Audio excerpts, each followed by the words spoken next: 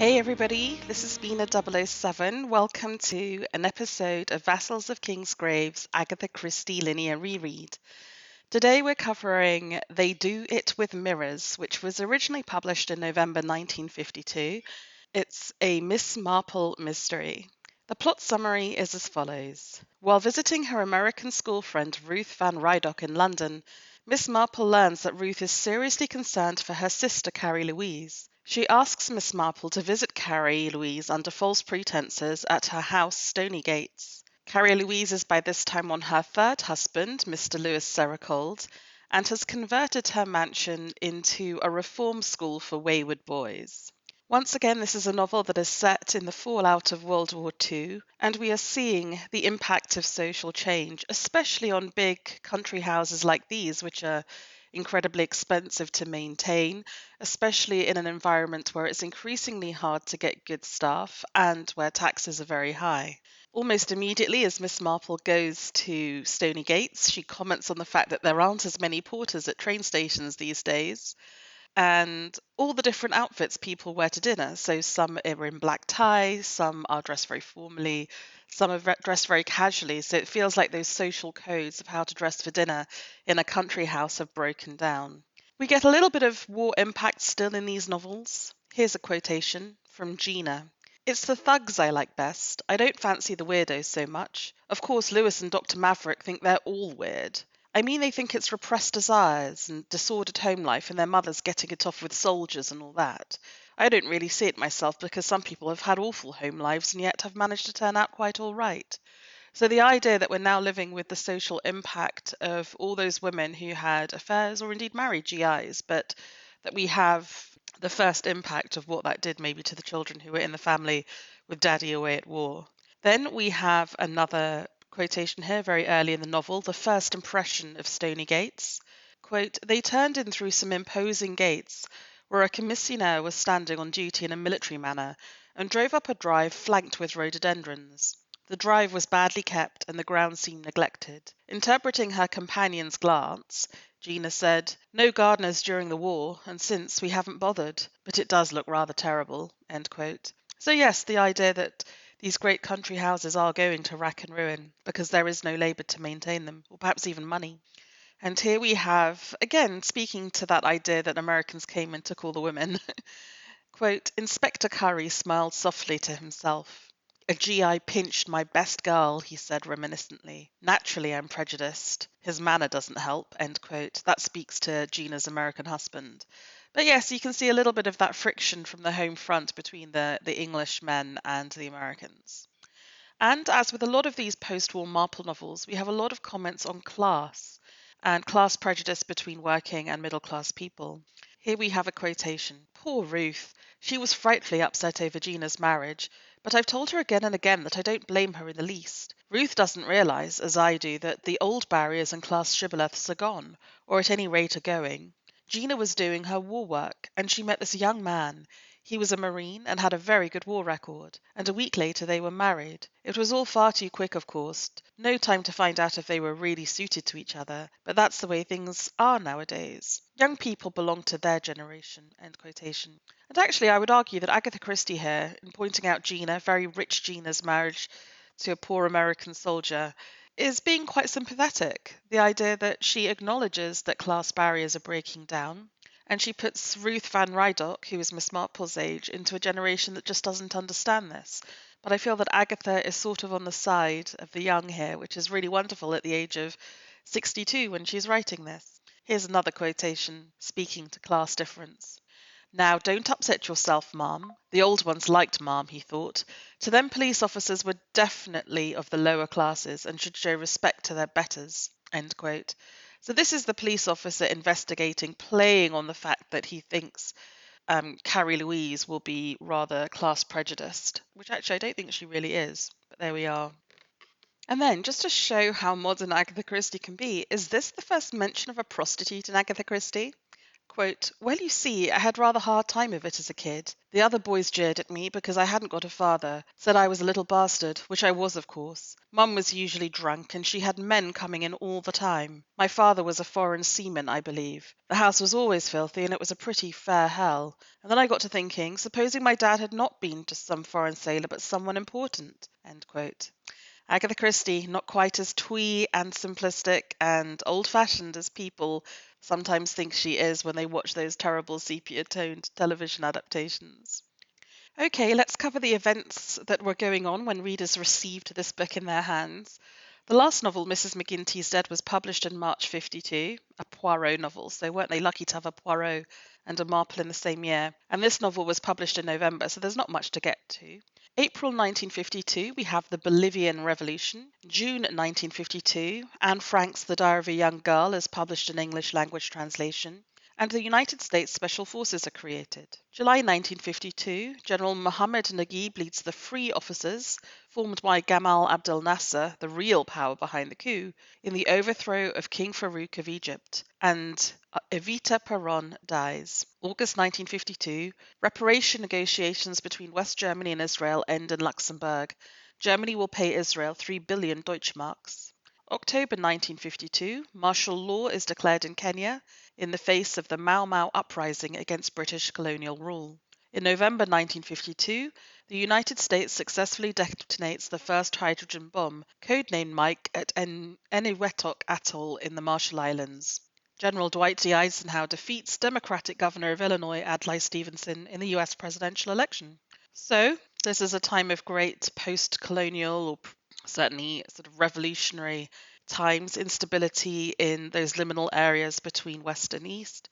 And it is also a time of Cold War tension, the detonation of the hydrogen bomb being just one example of that. And the fact that America chooses to elect, I guess, an ex-military commander speaks to the tensions of the time. Okay, so let's get into the story now. And it is a short one, actually. It's as short as Peril at Ten House, just 218 pages. So for context, a lot of these that I read in paperback form vary between sort of 250 to 350 pages. So this is very much on the short side. And, dear reader, it contains a map. We must take it seriously when Agatha Christie gives us a map of the house or a map of anything, because it's probably some kind of clue. Here are the characters that we meet. Miss Marple, our heroine, the old one with detective skills, feminine intuition, and a never-ending series of stories from St. Mary Mead that remind her or give her parallels to dodgy characters in the present. We have Ruth Van Rydock, an old school friend of Miss Marple. She's an American socialite. And there's a wonderful passage at the start of this book, which I cannot help feeling is a little bit Agatha Christie and envy, where she describes how Ruth Van Rydock is dressed in the most exquisite clothes and has kept her figure and is now on her third husband and has not aged at all.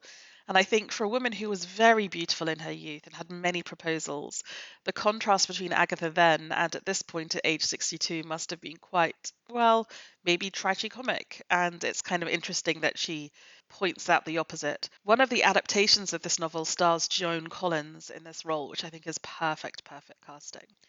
And then the third person who made up their trio at school is Ruth's sister, Carrie Louise Sericold, who is someone who is portrayed as being rather simplistic, rather naive, rather innocent, whose innocence must be protected. So there's always lots of discussions about how information must be withheld from her. But it's fascinating to know that Miss Marple thinks she's maybe not quite as innocent as she seems, and that she should be taken rather more seriously and not infantilized.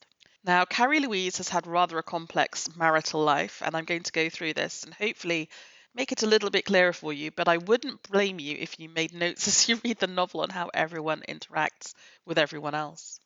So a very young, idealistic Carrie Louise married a man called Mr. Eric Gulbranson, who was much, much older than her, a rich philanthropist who already had 3 sons from his first marriage.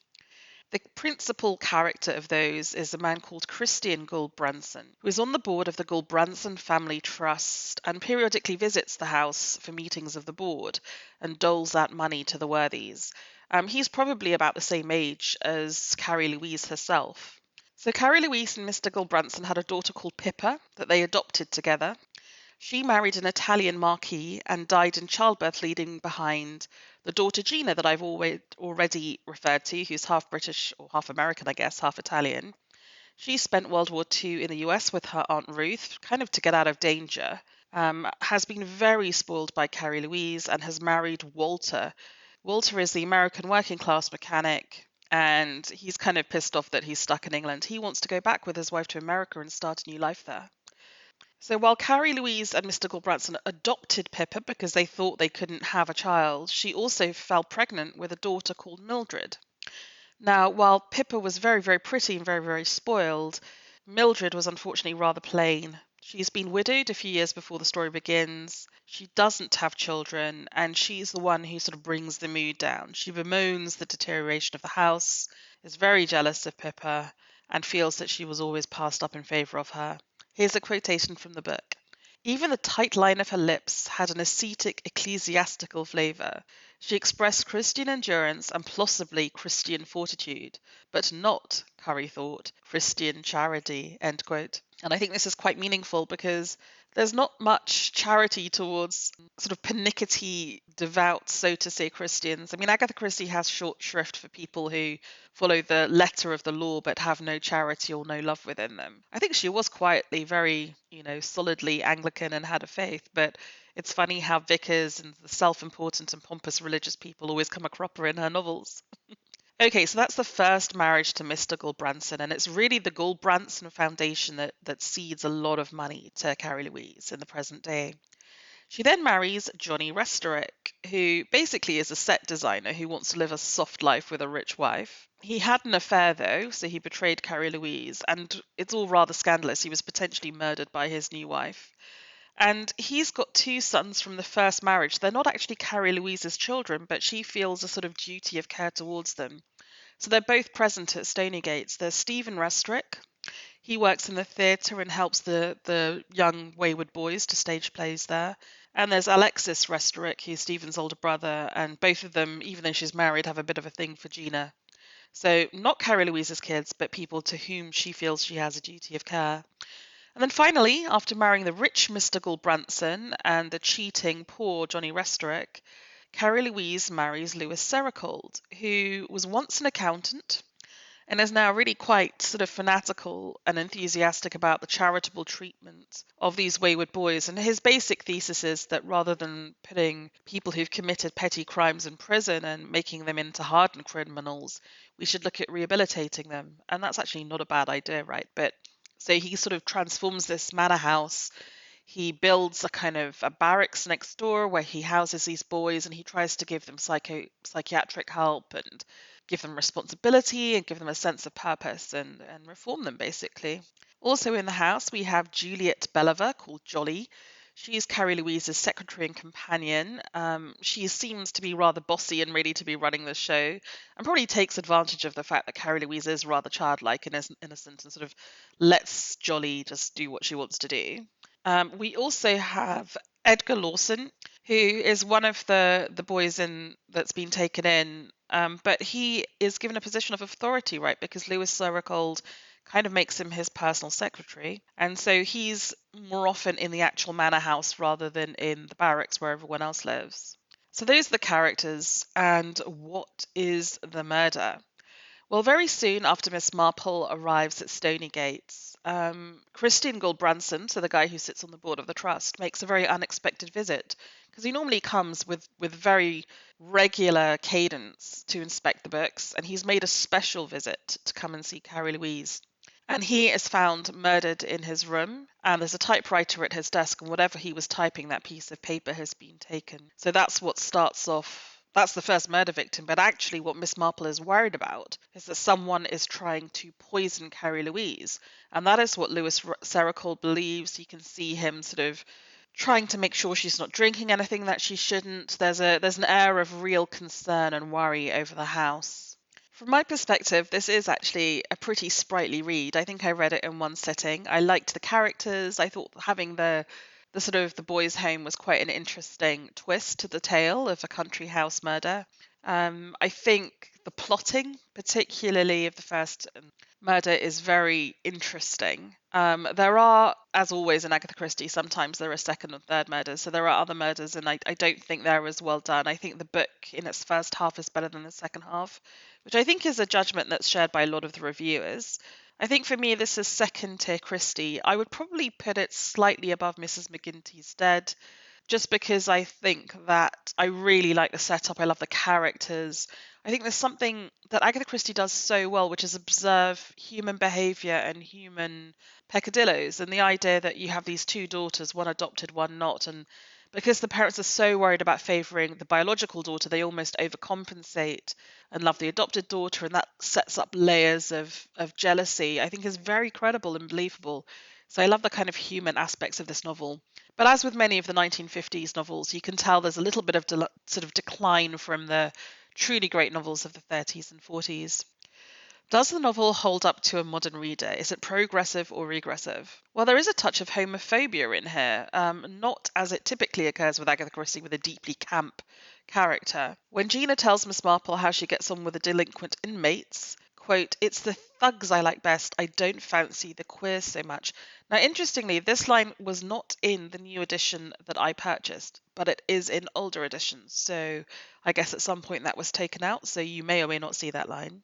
When she's asked by Inspector Curry who she thinks might have committed the murder, she, quote, "One of the queers did it, I should think," from Gina. So, goodness, when was that taken out? I'm glad it was. Am I glad it was? I sometimes feel these books should be just given to us as written to allow us to understand what was acceptable in the time and how things change and how we learn.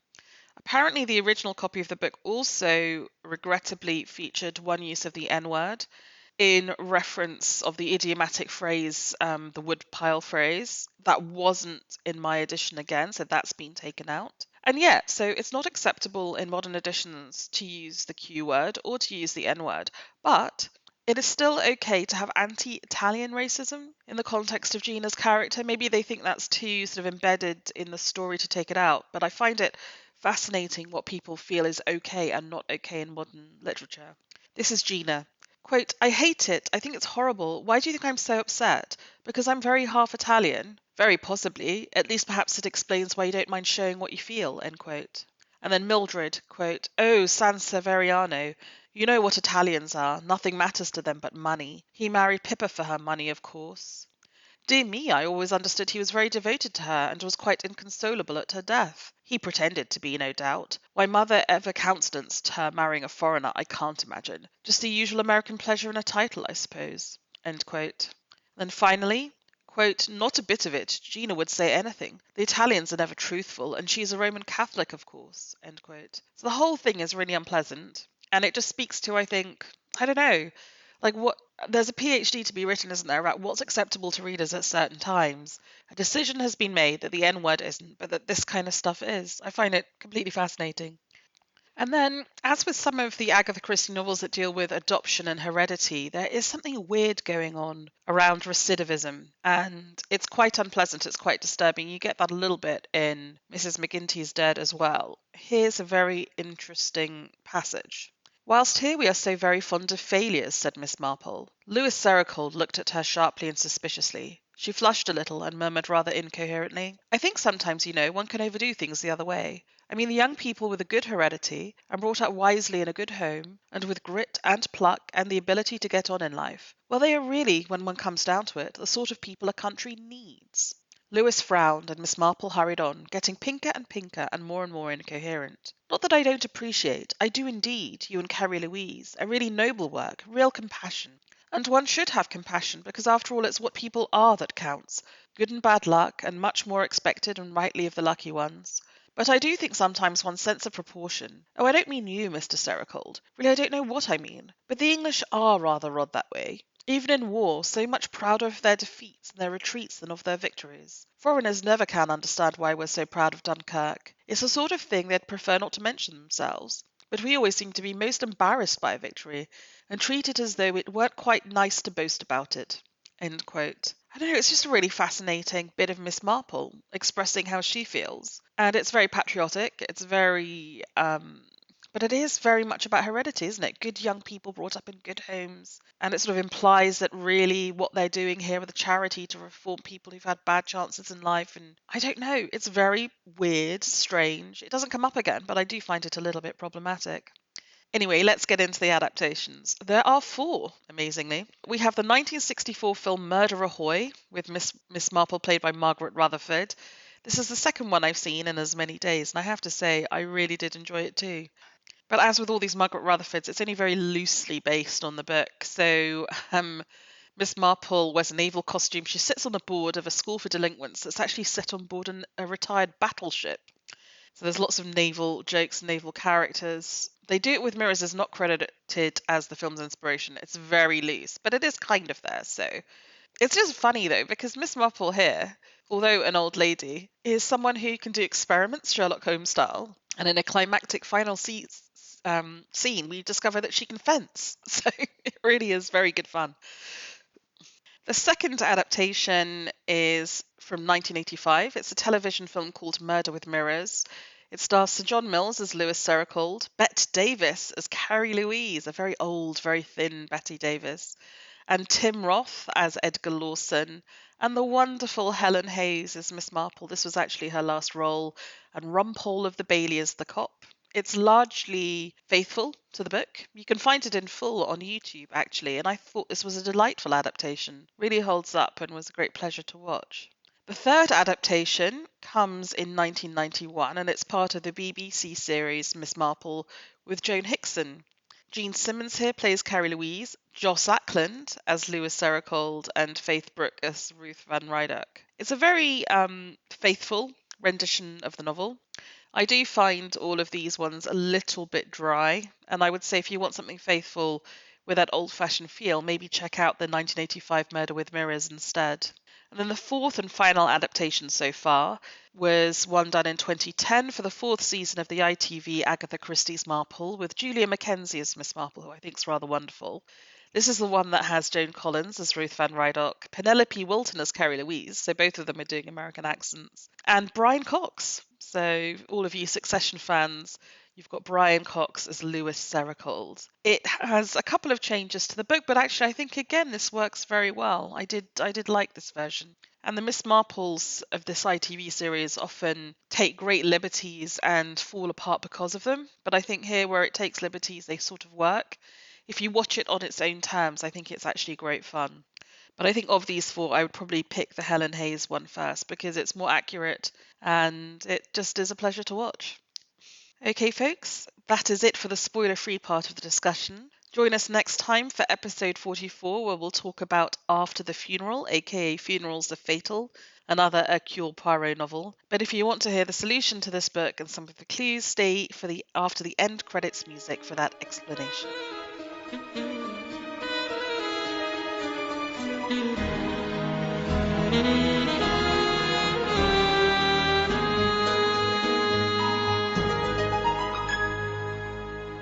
So here are some of the clues. Lewis Sericold is also on the board of the Gulbranson Trust, and he had a background as an accountant. Edgar Lawson, his self-appointed secretary and son, is far too theatrical. He's playing a part of being mentally unbalanced. Both are involved in the misdirect, so the big argument that they supposedly have in the attempted shooting behind locked closed doors. So instead of asking who is in the hall when Christine Gulbranson is killed, one should ask who is in the library. And when one asks who is in the library, you realise it's Lewis and Edgar, and therefore they must be responsible for the murder. And I think this is the flaw of the novel, because actually I think it's quite easy to figure out who committed that first murder. The complexity of the motive for the murder, I think, does take a bit further to figure out, because what I thought was that Lewis Sericold had killed Gulbranson because he'd figured out that Lewis was taking money out of the trust to fund his philanthropy, which is true. But actually, it's much more involved in that Lewis Sericold is placing boys who have supposedly been reformed into accountancy jobs and swindling money from others to fund this supposed utopia. So the argument in the library and the shots fired are a misdirect, but also the idea that Carrie Louise might be subject to poisoning is a misdirect. And one of the keys to solving the murder is to realise that Carrie Louise is not such an innocent. She actually is very aware of what's going out around her. And as Miss Marple says, if you take her at her word, like she doesn't think she's being poisoned, then you look at the murder in a whole new manner and you realise that Christine Gore Branson truly is the intended victim. And therefore, it's something about the trust and the motive is money. Okay, well, I hope that was a good, simple explanation for you. As I say, I think this was a rather simple little crime to solve in the end, but quite an enjoyable one to read, at least at first. Do join us next time for After the Funeral. In the meantime, please do leave a comment on the YouTube channel or join us on the Vassals of Kingsgrave Discord server. We'd love to hear your comments. Thank you for listening.